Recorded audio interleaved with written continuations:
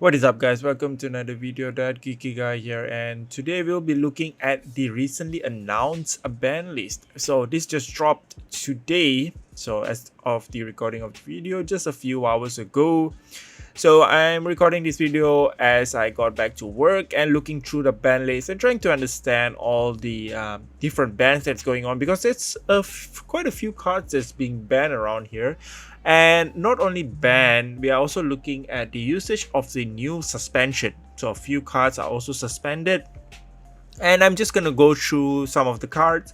So if you guys want to see the whole article, I'm just gonna link that down in the description below. So let's get started. For the classic constructed format, there are a total of one card being banned and the other three being suspended. So the card being banned in here is Awakening. So you guys might notice Awakening is quite a staple in Star Wars decks. So not all the Star Wars decks play this. So as you read through the article, the deck by Michael Hamilton, which won the calling, I believe won calling, he did not put in Awakening, but it is quite a popular card to be have in Star Wars.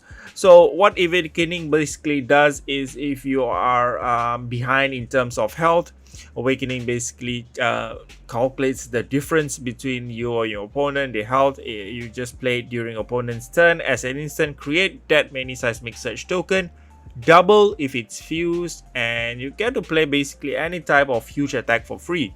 So the common choice of attacks being played after playing out Awakening is things like Pulverize or even Crippling Crush.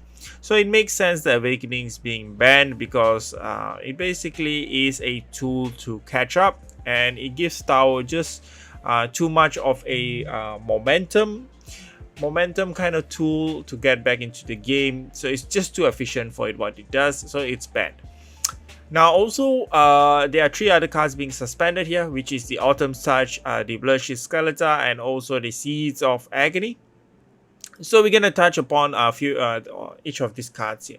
So starting with Autumn's Touch, the reason Autumn's Touch being banned is because it's a 3 cost which fits with a Bravo's ability. So 3 costs can be activated by Bravo's ability, and it blocks for 3. Even the blues are too good. I'm guessing they're saying the blues just are too efficient. So this does not only affect Bravo, star of the show, but it also affects a Briar and Oheim. So it's gonna be tough for especially Briar players to look for an alternative blue earth card, because there are no other blue earth card. An attack action actually blocks for 3. Others, such as things like Breakground, or even the other one, the Breakground, and I believe, I can't remember the name, the one that has the deer art in it. I'm just gonna put it across the screen. So those actually blocks for 2. So those are some alternatives they can put in besides Autumn Charge. So, but it's too bad that that Briar and Olheim is going to feel some repercussion from the ban of Autumn's Touch. Also, we are looking at the suspension of Autumn's Touch. Sorry. So suspension, just to reiterate, ban is different. Suspension is just a brief kind of ban, a timeout kind of system that LSS came out with. So you can actually check an article on suspension if you want to know more.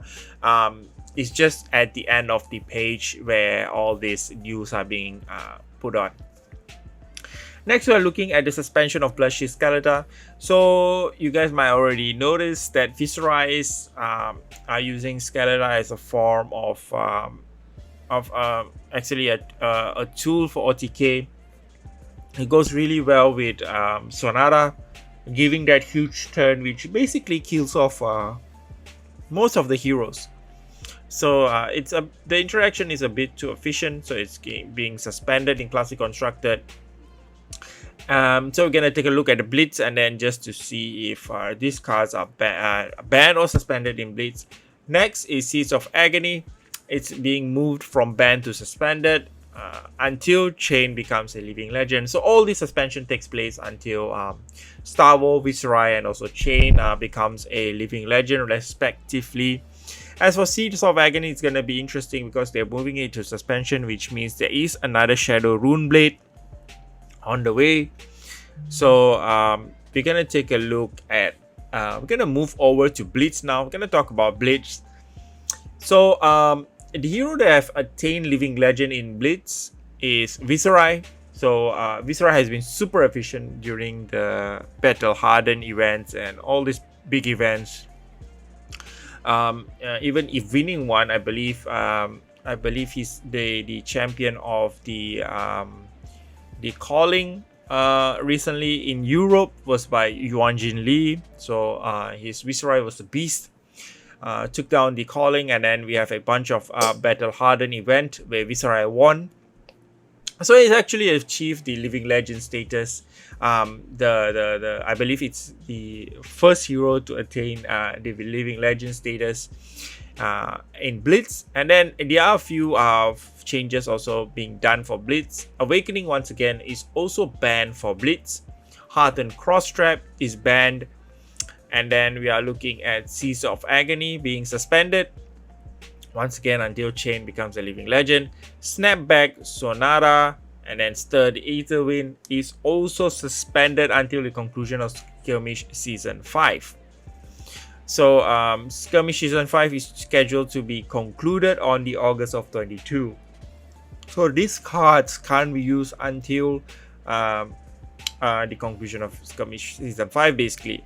And also all these bans and suspension are effective from May the 2nd, while Stubby Hammer on the other hand is banned from the June of 24th, which is the release of Uprising basically. So some of the changes are done earlier to prevent the effect being basically to prevent undesired effect or during the ProQuest event, upcoming ProQuest event. While Stubby Hammer on the other hand is going to be banned just before the release of Uprising, because there might be some interaction in Uprising that is a bit too OP for the metagame. And then there's a list of Battle Hardened calling winners and skirmish winners for Viserai. And there are some explanation for the Blitz, which explains the suspension and bans, especially the interaction of Sonata and things like that, including the Sturdy Aetherwind being too powerful. So basically, they want to observe how the meta changes. The main purpose of this LSS explained is because they want to create a healthy metagame where the game just doesn't just end on round 3. Now, if you guys notice in calling Krakow in Europe, where the game only lasted for like the finals only lasted for like 2 to 3 turns, because if the between the Kano and the Viserai player, because if the Kano player gets to set up, he can just kill Viserai off, and Viserai has to kill him off in 2 to 3 turns. So that's not really the game that everyone is looking forward for. So that's pretty much it, guys. Thank you very much for watching. Just want to give a quick update on the ban and suspension. You can read the whole article. Just gonna link it down in the description below. Like, subscribe, all those good stuff, and see you guys in the next one. Bye.